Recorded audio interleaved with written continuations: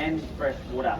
So he's got the ability to excrete salt through his salt glands. Hello, yes, thank you for the head bob. I'll go over here, that's fine. But unlike the smaller freshies down here behind me, they're our freshwater crocodiles. So they're endemic to Australia, and they are only found in fresh water. So their name, salty, can be a little bit misleading. But the easiest thing to do is, if you do go into crocodile territory, is just to stay away from every water body there is, and then you can stay safe. But this individual in front of me here, his name is Boss Hog. He weighs about 500 kilos. He's estimated to be 70 years old, and he measures in at around 5 metres in length.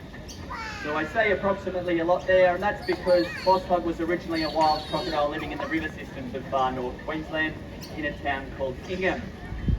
And he was captured because he was a problematic crocodile.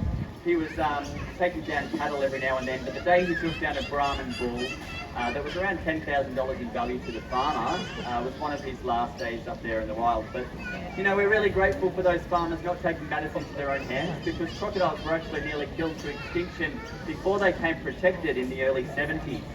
So it's only now, 50 years on, we're starting to see really big crocodiles in the wild. With the largest crocodile that was caught and measured, his name was Lolong, and he was caught and measured in the Philippines. And he measured 6.17 metres in length and weighed in excess of a tonne in weight. So we are yet to see, now that they are protected for this period of time, how big these animals are going to get. But Boss Hog here, when he was captured in 1984, he was caught and taken to Corona Crocodile Farm, where he became one of their breeding males. And back then he was around 4 metres in length. So we knew instantly that he was a male saltwater crocodile, because it's only the males that will exceed that 3 metre length in full when they're fully grown. So the females are only going to get to that 3 metres maximum. But it's the big boys that can get up to 6 or 7 metres in length that are the ones we really need to appreciate by looking and learning a little bit about them, so we can keep ourselves safe when we enter crocodile territory. They've been around for a really long time. In fact, they've been around for millions of years, and they haven't really needed to change much whatsoever, because they're very well adapted to their environment. So we're really hoping that they can live and coexist with us nice and freely as well. But if you have a look at Boss Hog and how he's positioned, because I can kind of see his back leg there, I'm not going to go closer and have a look for you, but if you can see the way he's positioned right now, he's got his main sensory organs sitting on the surface of the water. By that I mean his eyes, his nose and his ears. So when he is sitting in this position, he can see, hear and smell everything that's going on around him, with most of that long flat body submerged under what is pretty shallow water. So you can imagine, in a murky body of water in the northern parts of Australia there, how easily an animal this size can disappear under what could be potentially knee-deep water.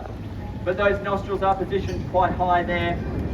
He has webbed feet at the back. You can see his feet through that beautiful clear water for him today. He's got webbed feet. They act like a built-in pair of flippers. That's allowing him to propel nice and easily and steer when he's submerged underneath the water there. And then we're talking about the pointy bits at the front there, because we're going to offer him food here, and we'll see if we can get Boss Hog to show you a natural feeding behaviour of crocodiles. We call this a tail walk, but this is basically using those feet and that powerful tail to propel himself vertically out of the water for food. In fact, crocodiles the size of Boss Hog here are capable of jumping more than 3/4 the length of his body vertically out of the water. But those teeth there and that jaw for a crocodile this size, he has around 3,500 pounds of crushing force per square inch. So to put that in perspective for you guys, that is the equivalent power of the braking power of a 747.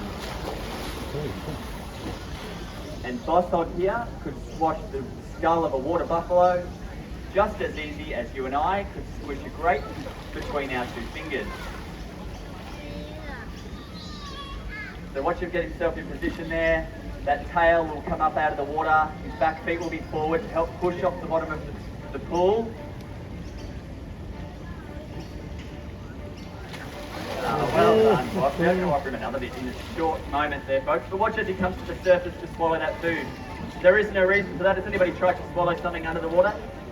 You generally get a belly full of water as well, but these guys are very well adapted to this life of catching very large prey items on the side of the river or the billabong there.